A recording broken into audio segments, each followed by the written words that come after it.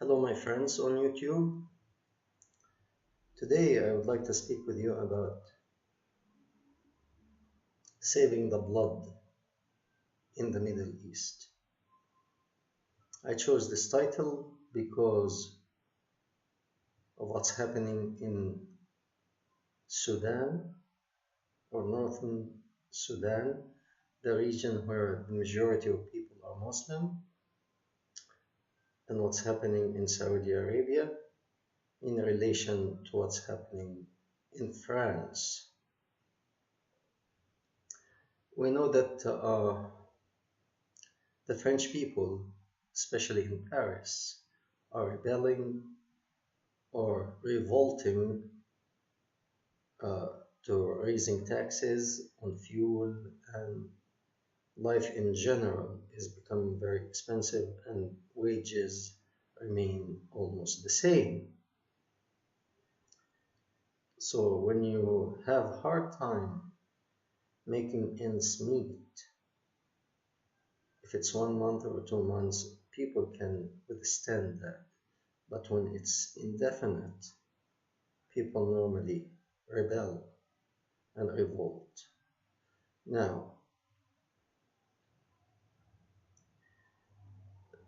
whether we believe it or not, this activity taking place in France is affecting the situation in the Middle East. The difference is the French people are clear in their objectives and they know when to start and when to stop. Whereas in the Middle Eastern region, people, they start, but they don't know when to stop. And I say that because especially Egypt, because I'm coming from Egypt, and many other Middle Eastern countries, even the oil producing countries, they subsidize a lot of their commodities. And when people are used to pay, let's say, 50 cents for a gallon of gasoline, and then the government pays for the rest, and you try to lift this and make it international price, then the gallon of gasoline becomes almost like $3 on average. And the average person cannot afford that. And in, I believe, 1976, President Sadat in Egypt tried to lift that subsidization and take the country to become a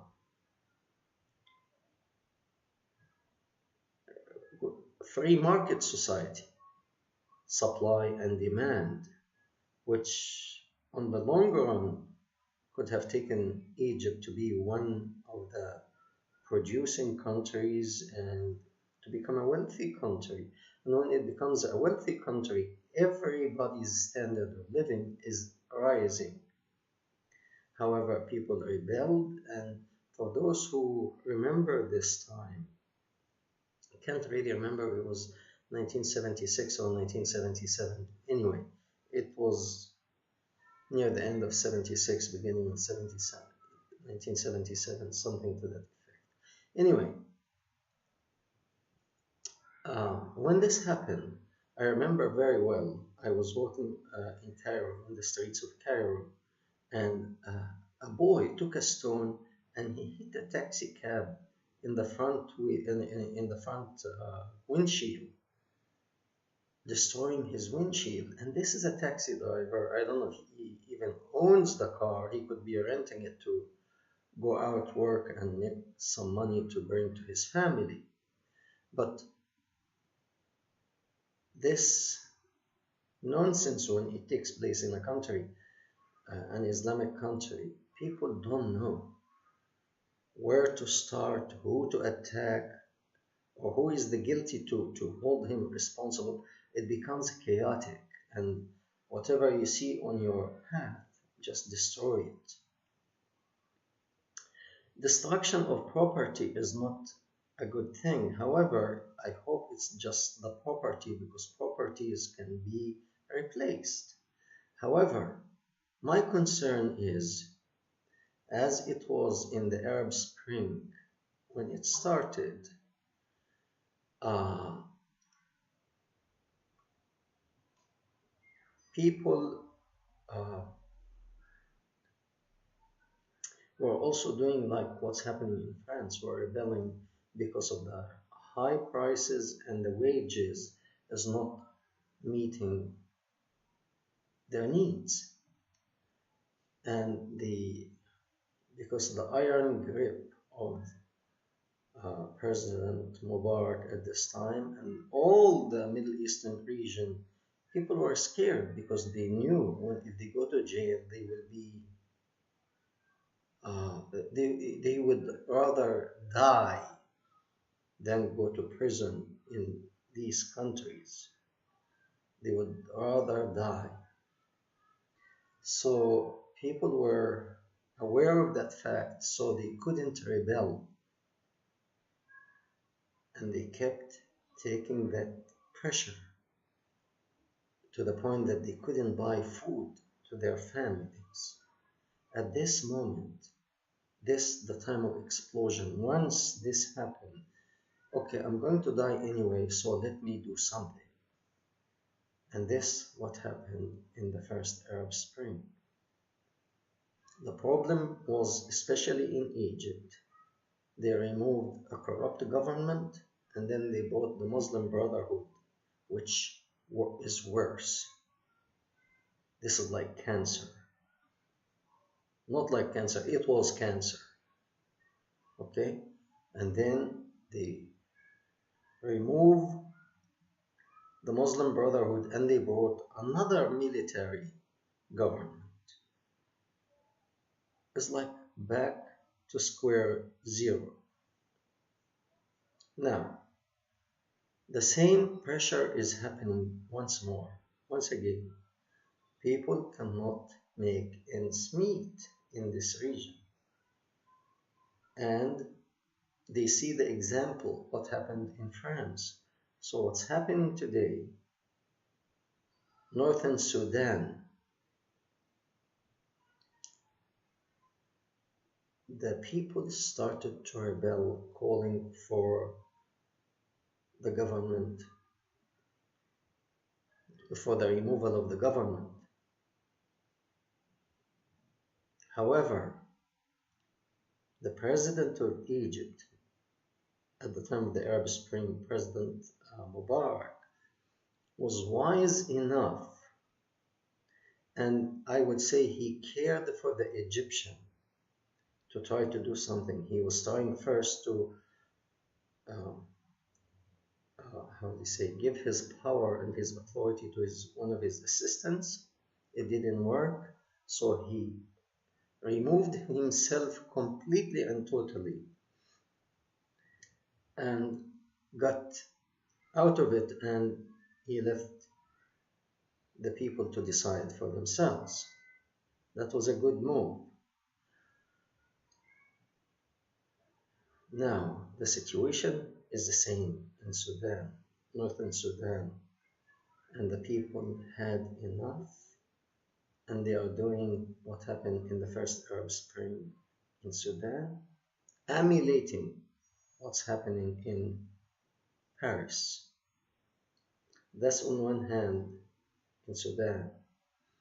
On the other hand, this actually Egypt, I'm mentioning Sudan and Saudi Arabia because Saudi Arabia is east of Egypt, Sudan is south of Egypt. And these two countries, Egypt and Saudi Arabia, both of them are boiling. Now, Egypt, because it's very much similar to Sudan and France, or even worse. I mean, France is really nothing because people can still buy food. Egypt, forget it. It's not, people cannot buy the basic necessity.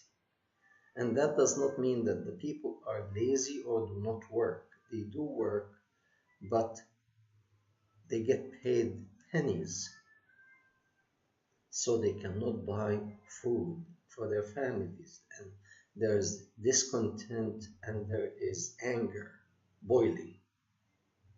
You go east to Saudi Arabia, the Saudis, the average Saudi, if not, I would say 99.99% of the Saudi people know very well that the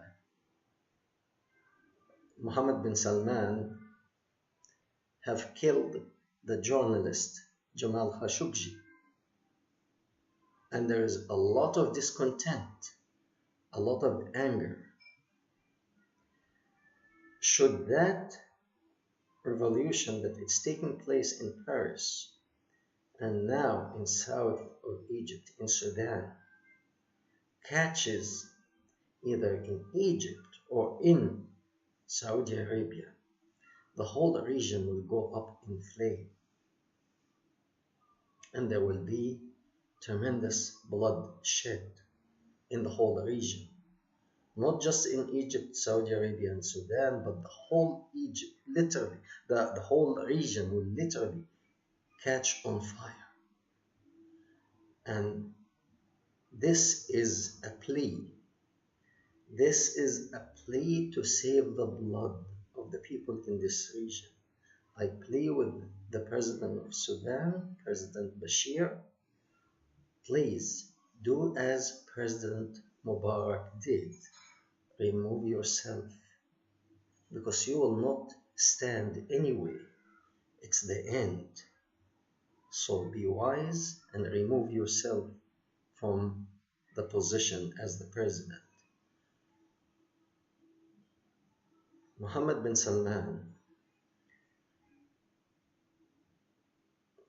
I shouldn't be talking to you, because there must be some people around you telling you the picture. And that circus that you are doing now, that 5 people are facing execution because they killed Khashoggi, whom are you trying to fool? Who? You think the Saudi people don't know? Do you think the world doesn't know that you are a killer? Forget it. Save your face and get out and save your country. If you have any decency left, please do so, to save the blood of the whole region. Thank you very much, and we welcome your comments. And if you have any question, we'll be more than happy to answer them if we can. Thank you very much. See you again.